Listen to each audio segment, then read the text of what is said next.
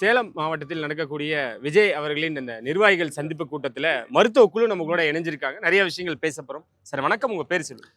என் பேர் doctor Mahime Kuberam. Emergency physician. Sri Gokulam ஹாஸ்பிட்டலில் work பண்ணுறேன். நான் சேலம் மருத்துவர் அணி மாவட்ட ஒருங்கிணைப்பாளராக இருக்கிறேன். இங்கே எந்த மாதிரியான ஏற்பாடுகள் பண்ணியிருக்கீங்க? எத்தனாயிரம் பேர் வரதா உங்ககிட்ட சொல்லியிருக்காங்க? நீங்கள் அதுக்கு எப்படி தயாராகிருக்கீங்க? எங்களுக்குன்னு கிடையாது, பொதுவாகவே தாவேக்கால சொல்லியிருக்கிறது, தலைமையில் சொன்னது டோட்டலாக 5000 மெம்பர்ஸ் வரும்னு சொல்லியிருக்காங்க. எல்லாமே நிர்வாகிகள் தான்.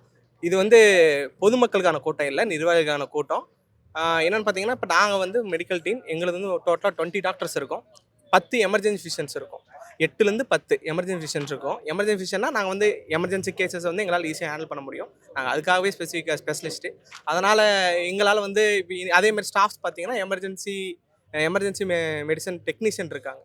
டெக்னீஷியன்ஸ் அவங்க டோட்டலாக ஒரு 50 பேர்னா 30 பேர் அவங்க இருக்காங்க. மீதி 20 பேர் ஸ்டாஃப்ஸ் இருக்காங்க, ஃபீமேல் ஸ்டாஃப்ஸ் இருக்காங்க. ஏன்னா ஃபீமேல் நிர்வாகிகளும் வருவாங்க. அவங்களுக்கு எதாவது ஒன்றாலும் பார்க்குறதுக்காக அவங்களையும் இது பண்ணியிருக்கோம்.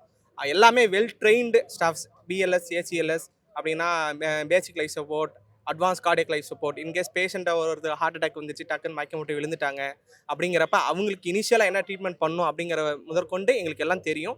ஸோ நாங்கள் எல்லாம் வெல் ட்ரெயின்டு. அதனால் நாங்கள் டோட்டலாக 15 ஆம்புலன்ஸ் அரேஞ்ச் பண்ணியிருக்கோம். 15ல் பார்த்தீங்கன்னா 5 வெண்டிலேட்டர் ஆம்புலன்ஸ். இன்னும் எக்ஸ்ட்ராவாக நான் அண்ணன்ட்ட கேட்டிருக்கேன், அதுவும் தரேன் இருக்காரு. டோட்டலாக வெண்டிலேட்டர் ஆம்புலன்ஸ் மொத்தம் டோட்டலாக 15 ஆம்புலன்ஸ் இருக்குது.